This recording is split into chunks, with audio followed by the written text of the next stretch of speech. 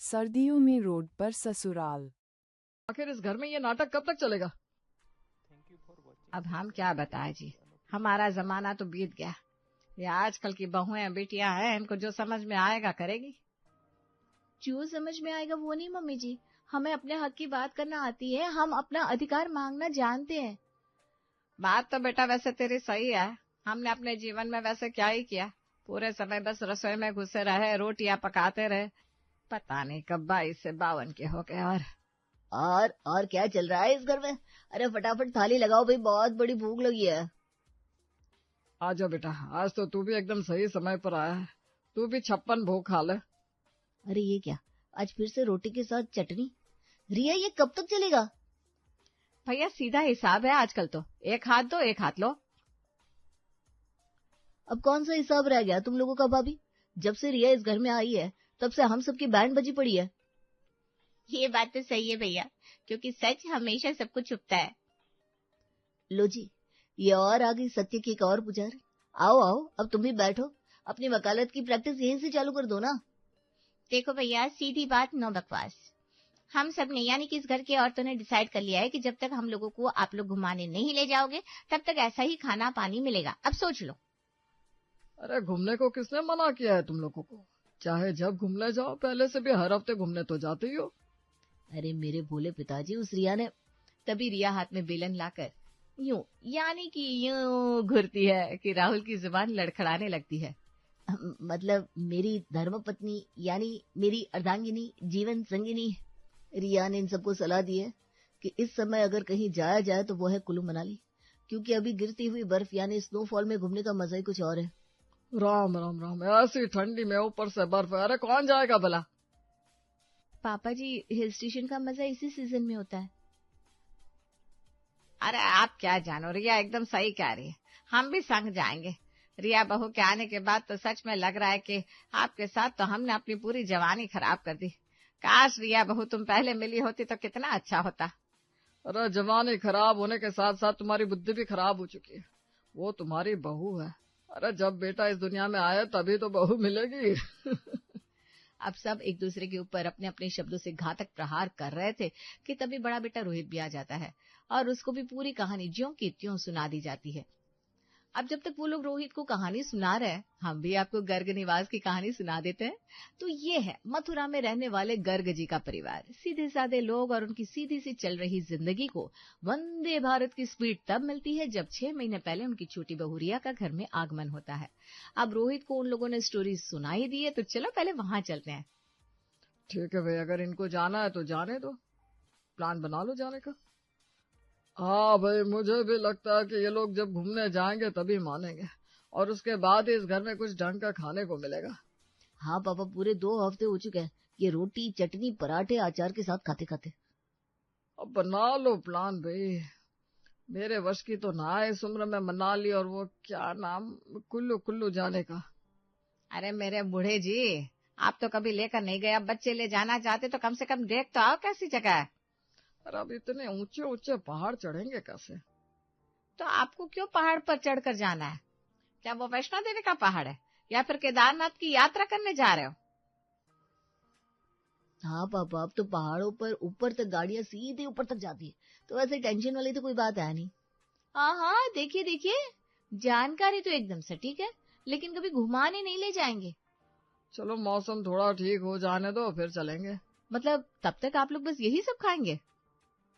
अरे पापा भाई, क्यों झंझट करते हो, अभी चले जाओ ना, जिससे इस घर में कलेश खत्म हो। लेकिन भैया पापा की बात सुनी जाए, एकदम सही कह रहे हैं।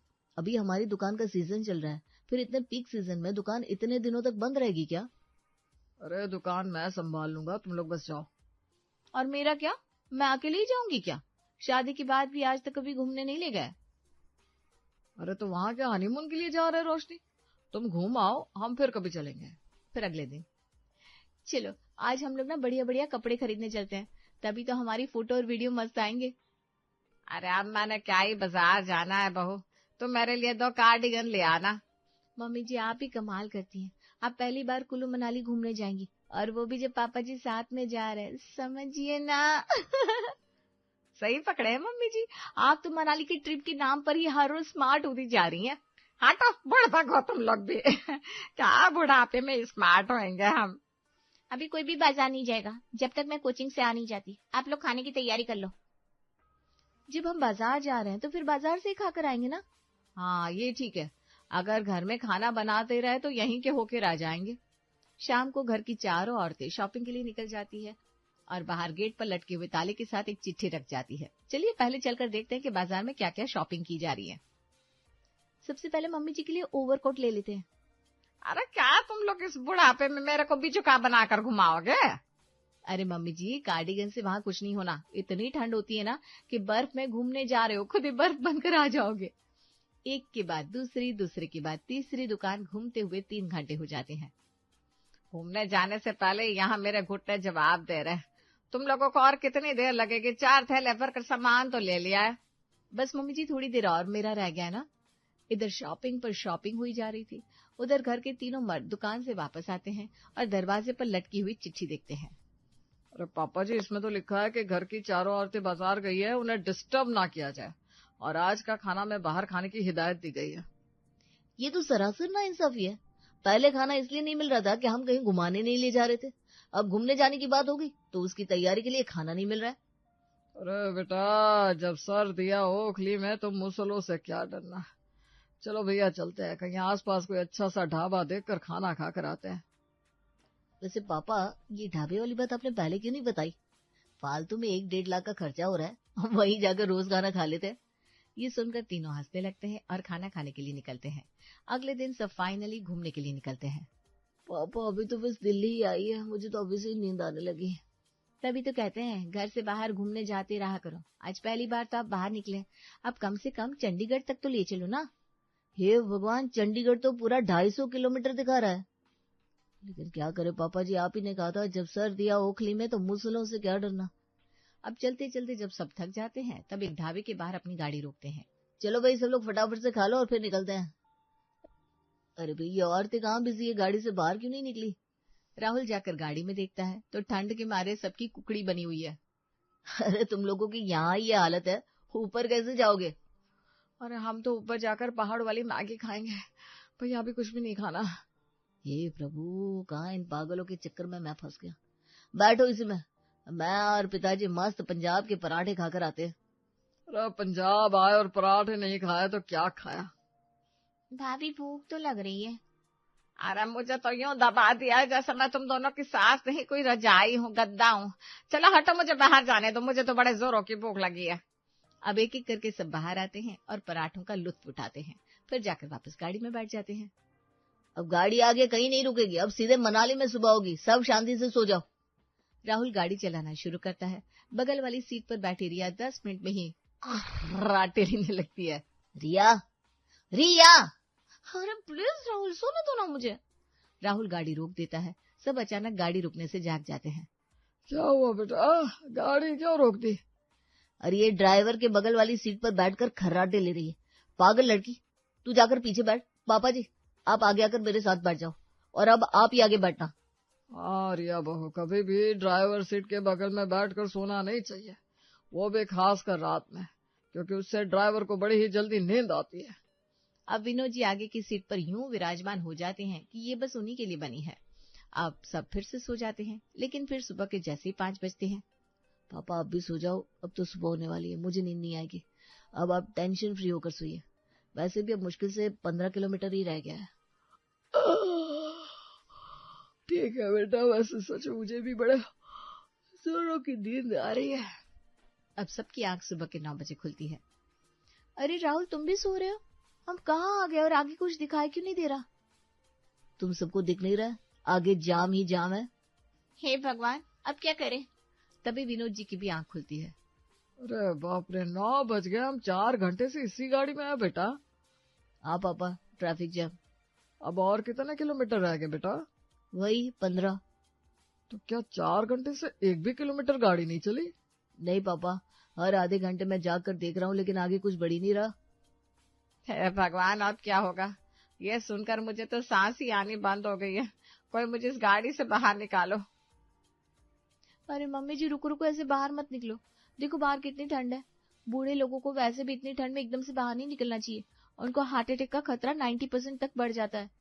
अरे प्रभु, ये क्या बोल रही है तू?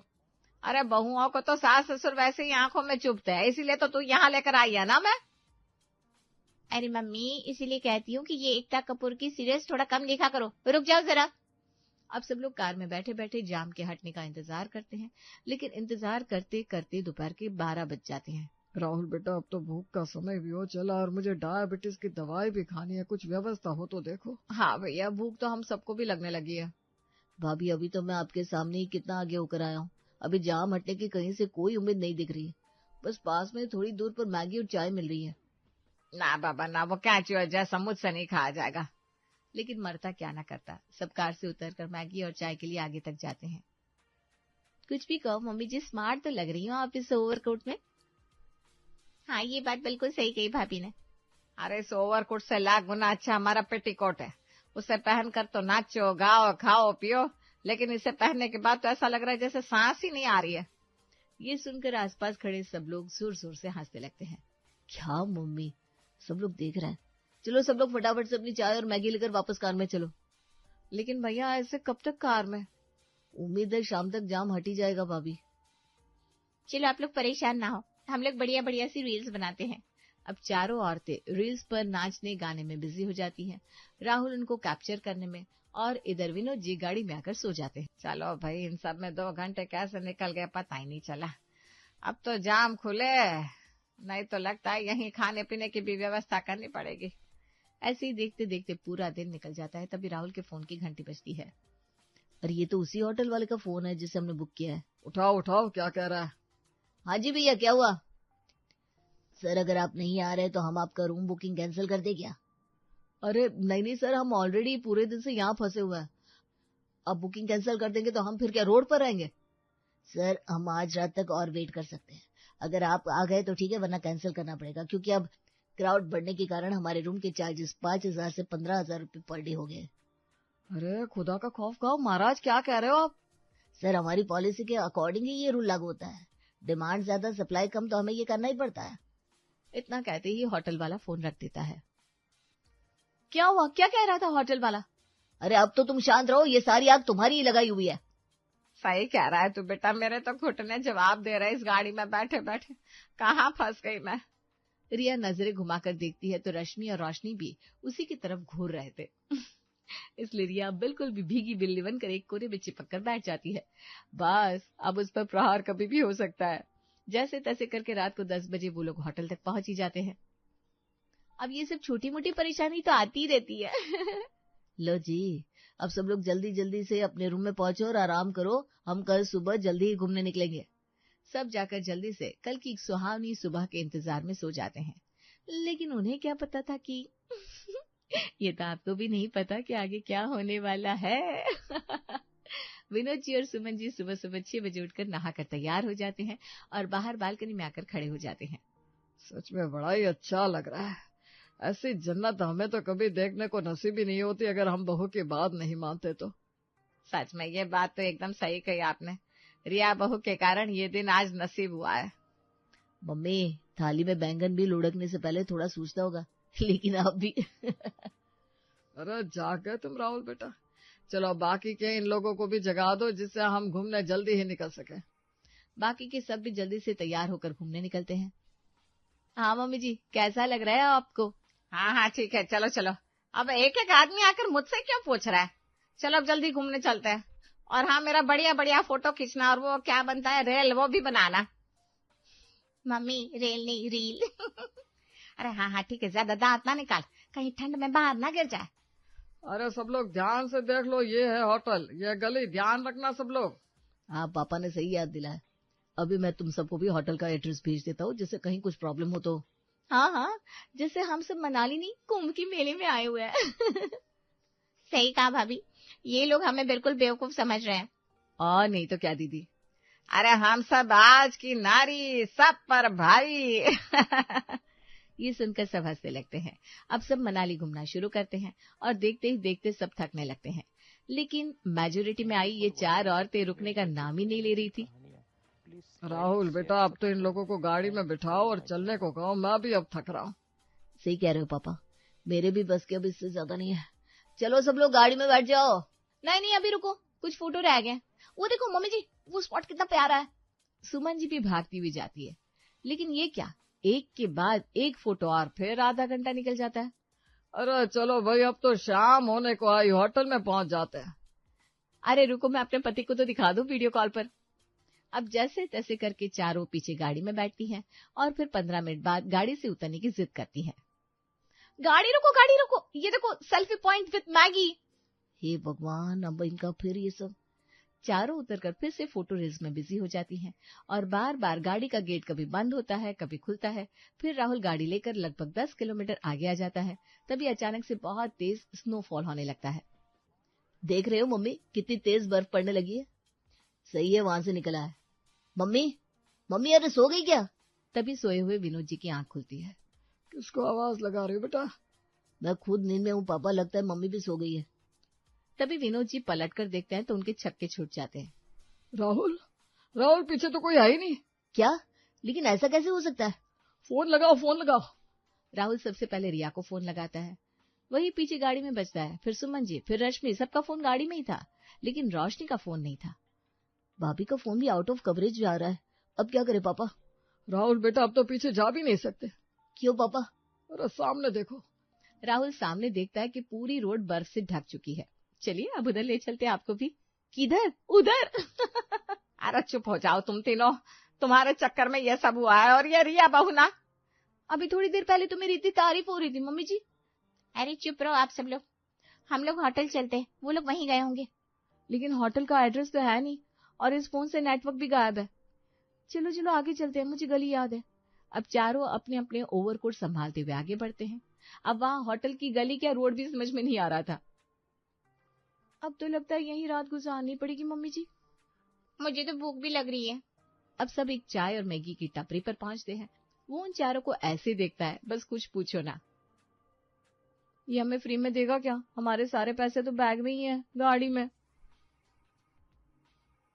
इधर विनोद और राहुल का बुरा हाल था। आखिरकार जैसे तैसे करके रात बिताते हैं और जैसे ही सुबह खुलती है तब तक स्नोफॉल बंद हो चुका था। चारों सामने से भागते हुए आते हैं। अब गाड़ी बिना ब्रेक से सीधा घर जाकर रुकेगी। अरे हमारा सामान तो होटल में है। अरे वो मैं लेकर आई, आप लोग यहीं रुको। बस अब असली ससुराल चलो, ये रोड वाला ससुराल तो जिंदगी भर याद रहेगा। बस फिर क्या, सारे अपने घर को वापस चल देते हैं।